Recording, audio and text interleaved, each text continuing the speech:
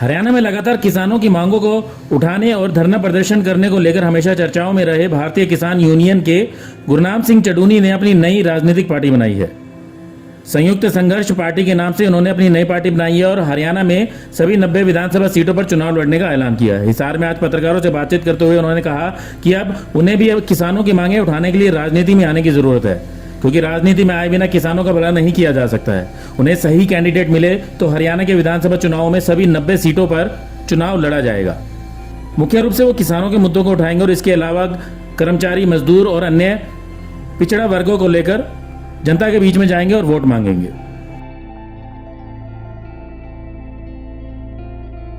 हमने संयुक्त संघर्ष पार्टी का गठन किया है। क्यों पार्टी बनानी पड़ी, ये बहुत से लोगों के मन में सवाल है। ये पार्टियां पहले बहुत सी हैं, किसान यूनियन तो आंदोलन करती थी, अब पार्टी बनाने की क्या जरूरत पड़ी। साथियों, जिस देश को हमारे हजारों शहीदों ने बलिदान देके आजाद कराया, जिसको महान भारत बोलते थे, जिसको सोने की चिड़िया बोलते थे, आज उस देश को हमारे देश के बारिशों ने बर्बाद कर दिया। आज हमारे देश को इतना कंगाल कर दिया कि जो अगली पीढ़ी है वो यहाँ पे रहना नहीं चाहती, अपने देश को छोड़ के भाग रही है। अपने देश को छोड़ के विदेशों में शरण ले रहे हैं और देश की जो हालत है वो ये हो गई है कि आज 23 करोड़ लोग देश में ऐसे हो गए हैं जो 2 टाइम की रोटी नहीं खा सकते। आज भुखमरी में हमारा देश 107वें स्थान पे पहुंच गया है। आज कितने बीमारी से मर रहे हैं, व्यापारीकरण कर दिया इलाज का। कितने शिक्षा से वंचित हैं, व्यापारीकरण कर दिया शिक्षा का। और अब तो यहाँ तक है कि राजनीति का भी व्यापारीकरण कर दिया, पैसे से सत्ता और सत्ता से पैसा। और सभी कानून यहाँ पैसे वालों के लिए बनते हैं। आधे राज्यसभा के मेंबर पूंजीपति हैं। और जिस देश को हमारे शहीदों ने आजाद कराया था, वो देश सेल पे लगा दिया। चाहे यहाँ की बंदरगाहें हैं, यहाँ के बैंक हैं, कंपनियां हैं, यहाँ के हवाई अड्डे हैं, सबको सेल पे लगा दिया। और यहाँ तक है कि 15 लाख करोड़ पिछले 10 सालों में बैंकों का भी जो है वो कंपनियों के हवाले कर दिया। किसान कर्जे में मर रहा है, मजदूर कर्जे में मर रहा है, बेरोजगार कर्जे में मर रहा है। उनके लिए कोई राहत नहीं है। और बड़े पूंजीपतियों के लिए यहाँ सारे कानून बन रहे हैं। आज 9 लोगों के पास 50 करोड़ लोगों से ज्यादा की प्रॉपर्टी है। 50 करोड़ लोगों के बराबर केवल 9 लोगों के पास संपत्ति है।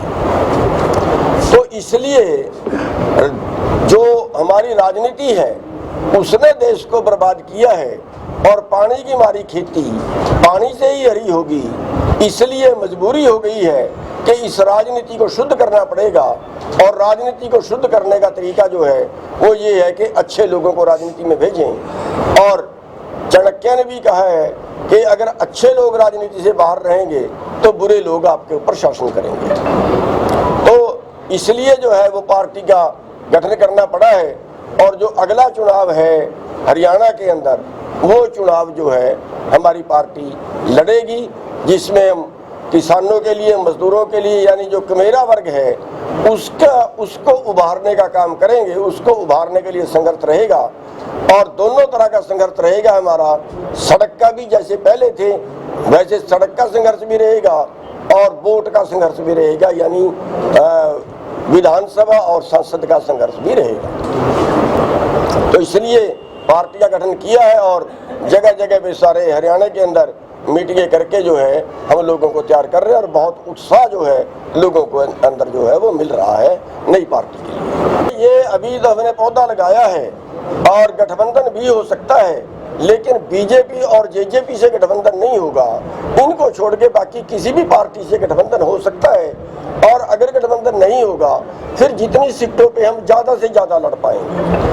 हम ये नहीं कहते 90 तो अब हो सकता है हमें गुड़गांव में जैसे शहर में कैंडिडेट ना भी मिले क्योंकि टाइम हमारे पास कम है, लेकिन जितने ज़्यादा से ज़्यादा पे हम लड़वा पाए उतने पे हम लड़वाएंगे। क्या मैनिफेस्टो भी तैयार किया जाएगा पार्टी में? मैनिफेस्टो भी तैयार किया जाएगा। मैनिफेस्टो में हम सब चीज़ रख रहे हैं जो निचले वर्ग के लिए यानी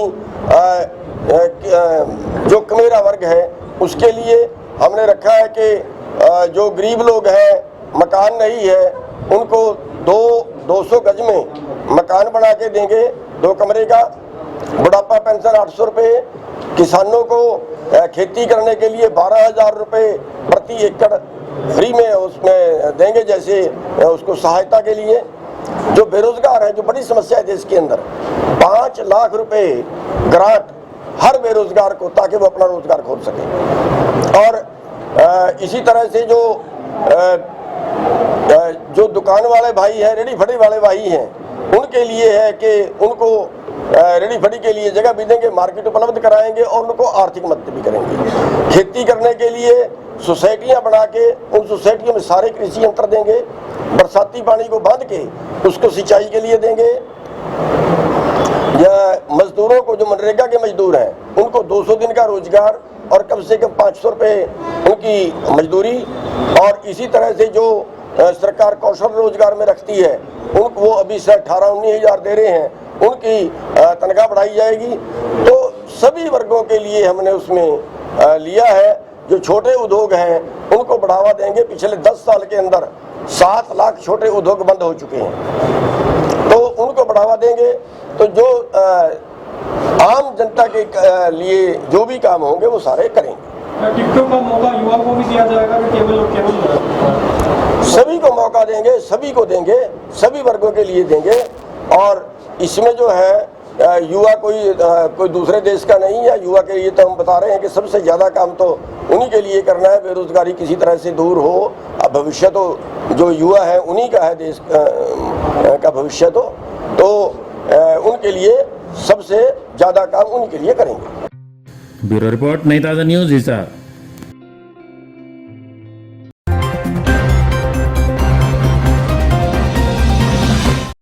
लेटेस्ट वीडियोस के लिए सब्सक्राइब करें हमारा चैनल नई ताज़ा न्यूज़ और दबाएं बेल आइकॉन ताकि आप मिस ना करें कोई भी अपडेट।